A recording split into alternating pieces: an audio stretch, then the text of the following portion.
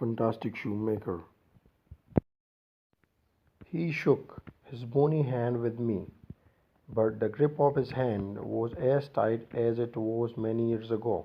At first he didn't know me, but when I got myself introduced, his brooded eyes sparkled with smile. "Do you want any shoes?" he asked. "I can make them quickly, because I have plenty of free time." Then he looked at my brandy shoes and said, "Those are not my shoes." اس نے مجھ سے اپنا کمزور ہاتھ ملایا، لیکن اس کی گرفت اس طرح مضبوط تھی جیسے کئی سالوں پہلے تھی۔ مطلب ہے کہ وہ اس کا ایج تو زیادہ ہو گئی تھی، لیکن ابھی بھی وہ اتنا ہی مضبوط تھا، اس کا ہاتھ مطلب اس میں اتنا زور تھا یا اس میں وہ مضبوطی تھی کہ جو کئی سالوں پہلے بھی تھی۔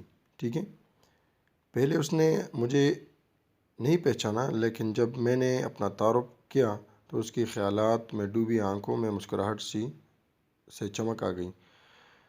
یہ اس وقت سوچ رہا ہوتا ہے نا زرین گل، کیونکہ اس کے پاس کوئی کام نہیں ہوتا تو وہ اس لیے پریشان ہوتا ہے۔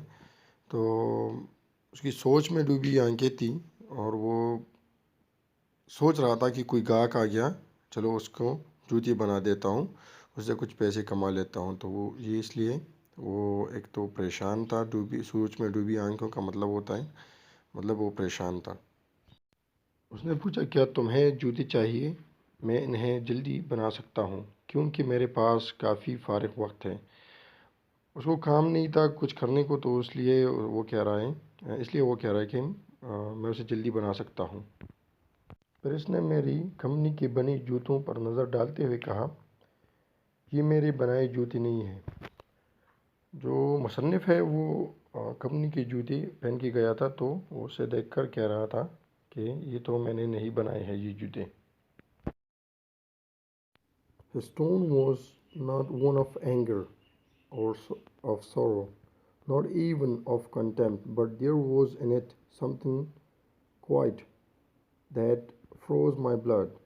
He put his hand down and pressed a finger on the place where my left shoe was not quite comfortable. "It hurts you there," he said. "Do the big shoemaking companies have no self-respect?" And then he spoke bitterly against the big multinationals that have extended their tentacles to the shoemaking trade. He told me how these companies have hired the craftsmen of shoemaking trade.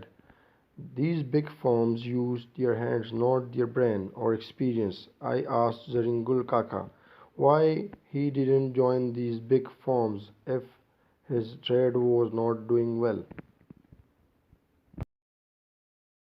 اس کے لہجے میں غصہ، پریشانی یا حقارت نہیں تھی، لیکن اس میں ایسا کچھ تھا جس نے میرے خون کو منجمد کر دیا۔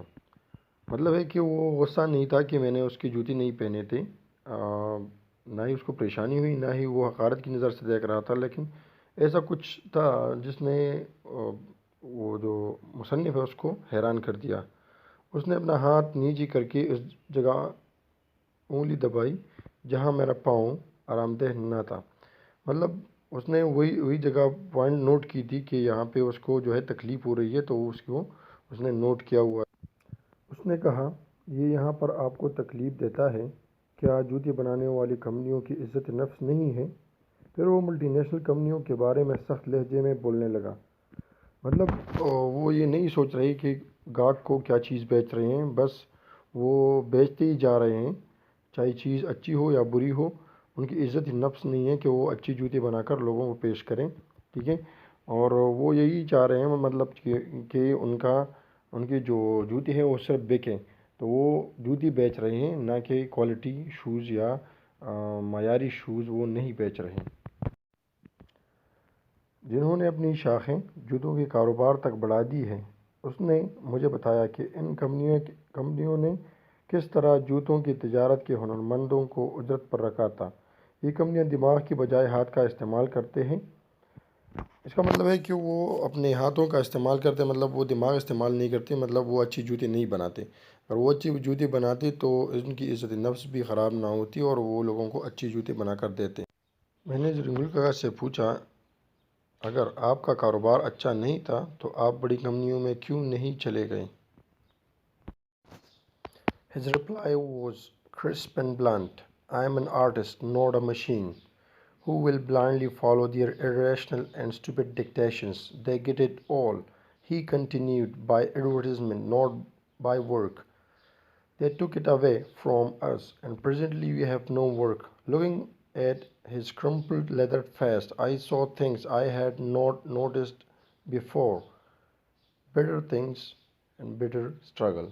His face and voice made so deep an impression on me that during the next few minutes I ordered many pairs. I wanted to make him advance payment, but he refused, though he badly needed money, by saying, "Pay it when shoes are ready to deliver." اس کا جواب کرارا اور دو ٹوک تھا، میں ہنرمند ہوں، machine نہیں، جو ان کی بیوقوفانہ ہدایات پر اندھوں کی طرح عمل کروں۔ اس نے بات جاری رکھی، وہ سب کچھ اشتہار کے ذریعے لے گئے، نہ کہ کام کے ذریعے۔ اس کا مطلب ہے کہ وہ زرنگل کہنا چاہ رہا تھا کہ میں کوئی مشین نہیں ہوں کہ جو وہ کہیں گے میں اسی طرح سے بناؤں گا، میں اپنی طریقے سے اچھی جوتے بناؤں گا۔ مطلب وہ خراب جوتے بناتے ہیں تو جلدی ختم ہو جاتے ہیں نا، تو پھر دوبارہ سے جوتے خریدنے پڑتے ہیں۔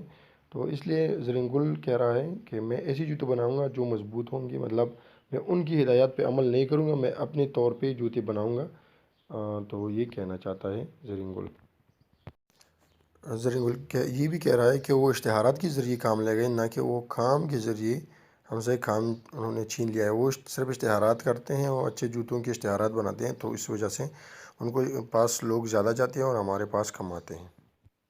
انہوں نے ہم سے کاروبار چھین لیا اور اب ہمارے پاس کوئی کام نہیں ہے۔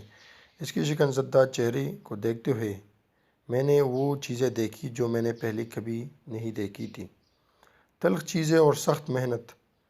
اس کے چہرے اور آواز نے مجھ پر ایسا اثر ڈالا کہ اگلے لمحے میں نے کئی جوڑوں کا آرڈر دیا۔ میں چاہتا تھا کہ رقم پہلے ہی ادا کروں، لیکن اس نے انکار کیا، اگرچہ اسے پیسے کی ضرورت تھی، مگر اس نے کہا کہ جب جوتے تیار ہو جائیں تو رقم ادا کر دینا۔ مطلب